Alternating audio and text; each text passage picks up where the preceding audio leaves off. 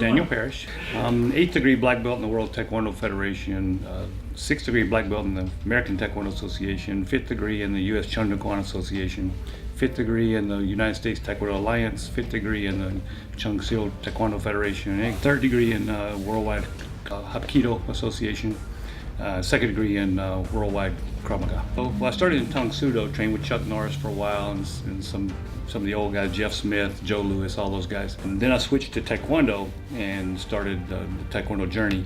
So I've been training about 42 years, almost 43. I like Taekwondo because of the kicking techniques. As I got older, then the jumping and kicking and spinning wasn't as easy on my body, so I looked for something that was more of a realistic approach. Also, I was in law enforcement for 14 years, so I know what works on the street. And so I was part of the SWAT team and all that. So I was looking for something that civilians could do that would give them the simple approach to, self-protection, pretty much.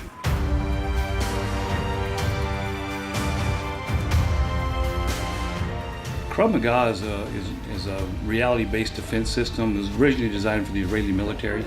Of course, the military has a different mindset than a civilian does. The military is trained to eliminate the enemy. The civilians are trained to address an immediate danger and get to safety as quickly as possible. It's the same techniques we teach civilians that law enforcement and military learn. It's just a different mindset. My name is Bernard Feliciano. I'm a 3rd degree black belt under Victory Martial Arts. The mentality kind of follows you around. It's the way that you walk through downtown. Maybe you go to a big populated area. No matter where you go, there's going to be danger present. So although there might not be a specific time or a specific place where maybe I need to use this, I am always aware of the possibilities. Going through downtown, going through those big populated areas, there's always going to be, again, those dangers present. If I'm not ready, if I'm not alert, then that's the time I'm going to suffer. Knowing why you need to do it. It's understanding the feeling behind defending yourself. And again, that kind of mindset that Krav Maga trains, that survival mindset. I talk about Krav Maga being, how it started with the Israeli military and how it's evolved into a worldwide training system that is good for civilians, law enforcement, military. But mainly for civilians, I want them to understand that they have to go to work the next day. So we want them to be as safe as possible, but still make it to work. Even in the training, it's a controlled environment. We train very safe, but we need to train as real as possible. So when we do the training, we talk about reasons why attacks happen. And with the Krav Maga, it's going to be attacks from any possible angle. Could be knife, could be gun, could be a stick involved. And then we break down, what's the reason for the attack. The highest percentage of attacks, there's four possibilities of objectives of the attacker. One would be possessions.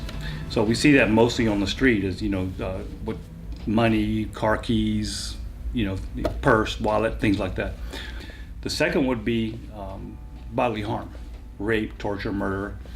And then the third percentage, which is lower percentage, would be information. And it could be a PIN number, it could be information about someone else, any type of information. And the last was the smallest percentage, is you see normally when you see an active shooter or 9/11 is recognition to their grief or cause.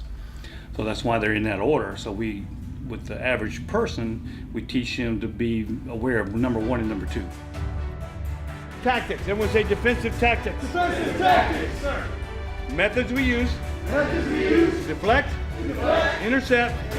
Or evade. An oncoming attack. One of those 3 things has to happen or you're going to get hit.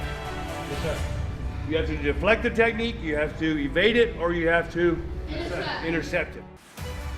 First, the possessions is probably what they want. The second one would be to know this bodily harm.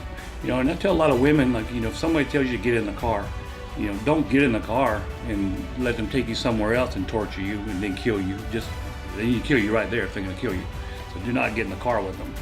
And I know a lot of systems now say, oh, don't fight back. You need to give in to them so they can, leave you alone. No, you fight. You fight with everything you got. No matter where they go, if they're going to go out to travel, if they're going to stay home, if they're thinking about staying local the rest of their life, no matter what, again, danger is going to be present. And the question is, are you ready for that danger when it sets in?